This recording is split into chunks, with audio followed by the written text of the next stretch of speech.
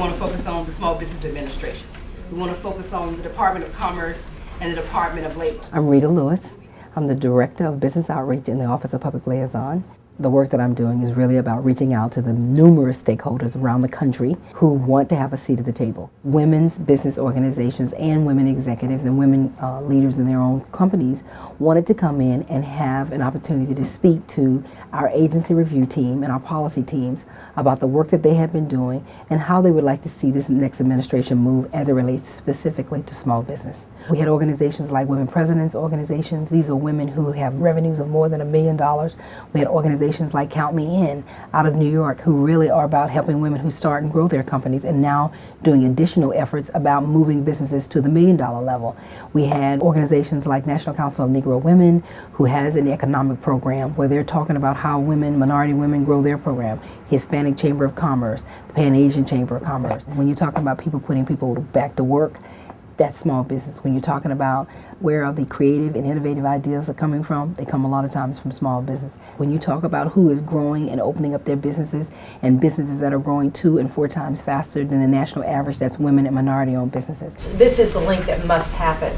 We're out there in the field, we're in the ground, we're politically involved, but we're involved in our businesses, we're involved in the financial strains and stresses that are coming today, and we know families, we know women, we know what they need. The number one issue to help a small business grow is about access to capital. They put that front and center.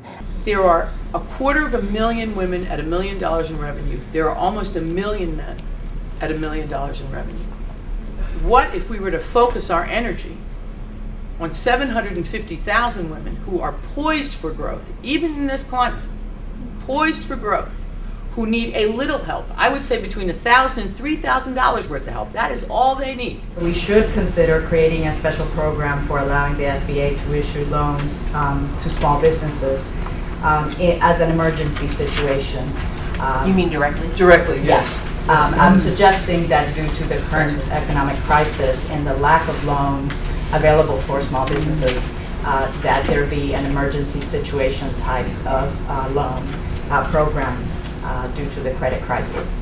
Federal procurement is one of the big areas that our government reform group, along with SBA and Commerce and others, are going to be looking at. These women leaders wanted to make sure this incoming administration would understand it's something that they were going to be fully focused on, because the type of dollars that the federal government is expending on a daily basis with so many businesses, large, medium, and small around the country, they just want to make sure that there are advocates in place at SBA that would be out there advocating on behalf of women being full participants. So I want to focus on the federal contracting and procurement, in specific the unbundling of the big contracts, because we have seen definitely a huge trend towards amassing contracts into places where we basically cannot compete, even though we have been in business for 15 years and we have excellent past performance. If we undid the bundling, as was mentioned, that would make it better for every woman business owner to be able to do business with the government.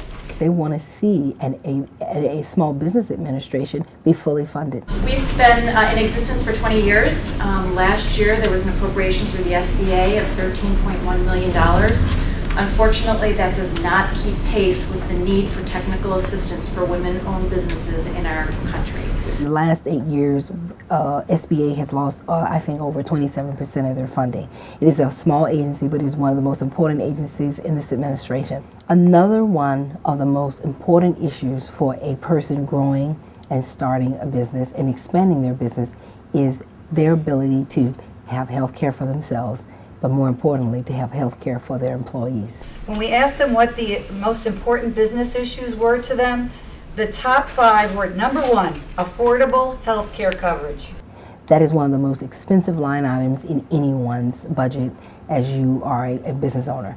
We would like to see a health care plan that the small business could select and at least cover catastrophic, preventive care, and also hospitalization. And so this group of stakeholders wanted us to understand that from an economic impact perspective, they were fully ready and prepared to assist us in any way to help pass healthcare legislation. The greatest threat to the bottom line and factors affecting business that our members listed: number 1, oil prices and the cost of fuel.